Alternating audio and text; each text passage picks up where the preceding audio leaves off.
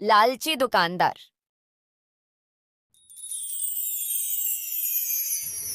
शेरपुर गांव में एक दुकान थी। गांव में एक ही दुकान होने से उसका मालिक रतिराम पूरे गांव वालों को लूटता रहता था। शहर बहुत दूर था, इसलिए रतिराम अपने सामान के बहुत ज्यादा भाव रखता था। गांव वालों को मजबूरी में सामान लेना पड़ता था। एक दिन एक किसान रतिराम की दुकान पर आया। भाई ये गुड़ कैसे दिया? 100 रुपए का 5 किलो। ये तो बहुत ज्यादा है। शहर में तो 20 रुपये का 5 किलो मिलता है। तो वहीं जाकर ले लो, मैंने मना किया है क्या?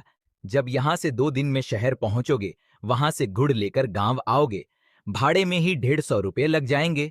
4 दिन का काम का नुकसान करके यही गुड़ 170 का पड़ेगा। अब जल्दी बताओ, लेना है कि नहीं? किसान दुखी होकर गुड़ लेकर चला जाता है।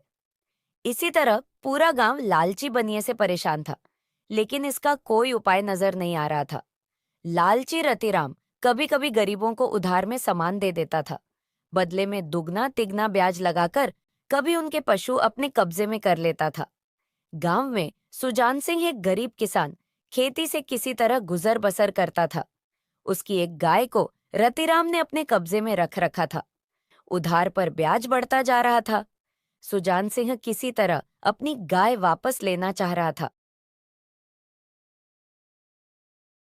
ये गाय मुझे वापस दे दे रतिराम, मैं इसका दूध बेचकर तेरा सारा कर्जा चुका दूंगा। जब गाय मेरे कब्जे में है तो दूध भी तो मेरा हुआ, तुझे कैसे दे दूं? पहले पूरा कर्ज चुका, फिर गाय ले जाना। सुजान सिंह को बहुत गुस्सा आया। एक दिन अपने घर वालों को समझा बुझाकर सुजान सिंह शहर चला गया। वहां उसने देखा कि सामान बहुत सस्ता है। वह लाला से तो परेशान था ही, वह एक सेठ की दुकान पर नौकरी करने लगा। परचून की दुकान पर नौकरी करते करते उसे 1 साल हो गई। वह पैसे घर भेजता रहा। इसी बीच उसे दुकान के पूरे सामान की जानकारी हो गई कि कितने का माल आता है, कितने का बिकता है। एक दिन उसने अपने सेठ जी को अपने गांव का हाल बताया। यह सुनकर सेठ जी ने कहा, तू एक काम कर सुजान सिंह, गांव में मेरे नाम से एक दुकान खोल ले। जो भी प्रॉफिट होगा आधा आधा माल मैं भेज दूंगा, लेकिन कभी बेईमानी मत करना। नहीं मालिक, इसी बेईमानी ने तो मुझे आज यहाँ लाकर छोड़ा है। मैं सदा आपके लिए वफादार रहूंगा। सेठ जी बहुत खुश हुए। उन्होंने सारा इंतजाम कर दिया। सुजान सिंह को गांव भेज दिया। सुजान सिंह ने ठीक लाला के सामने एक दुकान किराए पर ले ली। उसके 1 सप्ताह बाद ट्रक भरकर सामान आ गया। पूरी दुकान सेठ जी के नौकर आकर सजा गए। यह देखकर रतिराम को बहुत सदमा लगा। वह फटाफट सुजान सिंह के पास पहुंच गया। क्यों बे, ये दुकान खोलने के लिए पैसा कहाँ से आया? मेरा कर्जा कब चुकाएगा? देख, नहीं तो ब्याज बढ़ते बढ़ते इतना हो जाएगा कि ये दुकान भी मेरी हो जाएगी। चल बता, तेरा कितना पैसा है? रतिराम फटाफट बही खाता देखकर पैसे बताता है।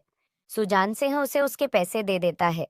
यह देखकर रतिराम पूछता है, कहीं डाका डाल कर आया है क्या? मैं तेरी रिपोर्ट लिखाने जा रहा हूँ। मैं तो नौकर हूँ। ये तो शहर में बैठे मेरे सेठ जी की दुकान है। बोर्ड पर देख, उनका नाम लिखा है। शहर जाकर उनसे पूछ। रतिराम घबरा जाता है। फिर वह सुजान सिंह से प्यार से बात करने लगता है।